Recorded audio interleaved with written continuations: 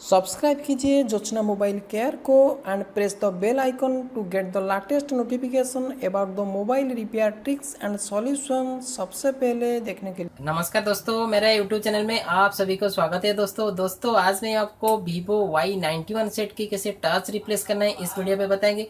तो ये देखिए दोस्तों, ये है Vivo Y91 सेट है, इसका टच टूट गया है। तो चलिए दोस्तों, Vivo Y91 सेट की कैसे टच रिप्लेस करना है इस वीडियो पे बताएंगे। तो चलिए दोस्तों, वीडियो शुरू करने से पहले मेरे चैनल को अभी तक सब्सक्राइब नहीं किए तो प्लीज़ सब्सक्राइब माई चैनल। तो चलिए दोस्तों, वीडियो शुरू करें।